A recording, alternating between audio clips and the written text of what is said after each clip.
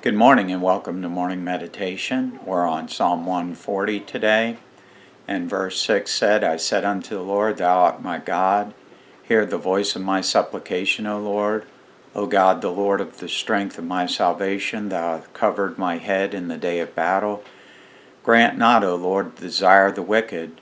Further not his wicked device, lest they exalt themselves. As for the head of those that compass me about, let the mischief of their own lips cover them.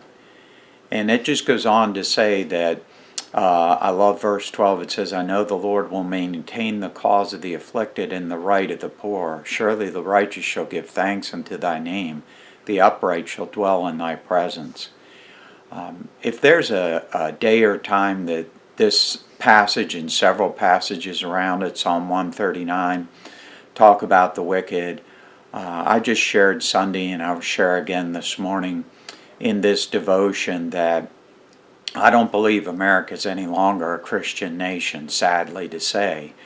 I believe we've chosen a wrong path, but that doesn't mean God won't protect us. It doesn't mean that God won't go before us, and it doesn't mean that God's not in control.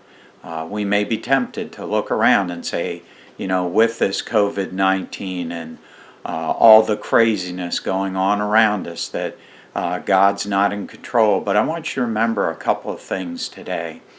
The wicked may have their hour. Jesus said just before his crucifixion, when they came to the garden, this is your hour. That may be their hour, but that's it. And their hour will be up, and God will be in control. And we need to remember that as Christians and not allow circumstances and people and the things around us to control. As a Christian, let's not react to things emotionally. Let's not react to things physically. Let's react spiritually. And today, I want you to be encouraged. I want you to be edified. I want you to decide in your Christian life, hey, I can trust God. God is in control. God knows who I am, knows where I'm at, knows what's going on, and most of all, He loves me and wants the best for me. And that's the message I'd want all of us to take from Psalm 140 today. Often David and other writers of the book of Psalms decried the wickedness that was around them. That's nothing new. And as I look around our nation, it just seems like wicked men are prospering and righteous people are persecuted, but that's happened down through the ages, and God's always divinely protected His people.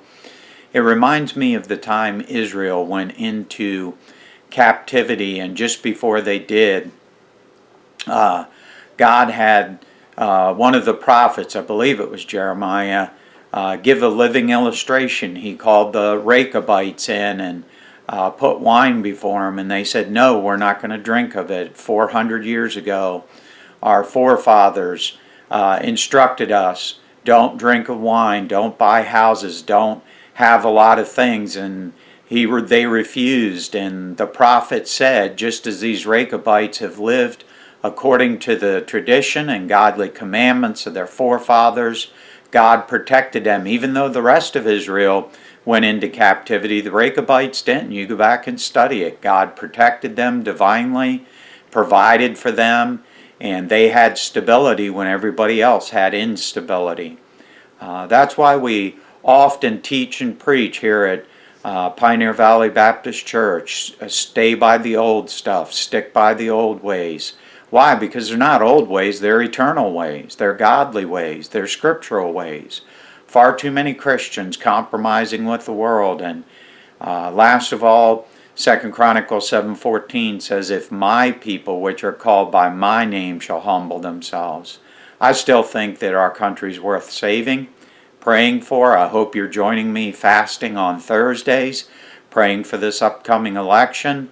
God is in control. He lifteth one up, He putteth another down.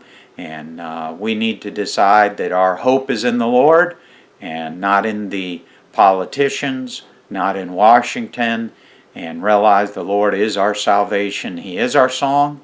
He is our strength. And let's make sure today His praise is on our lips. God bless you and have a good day.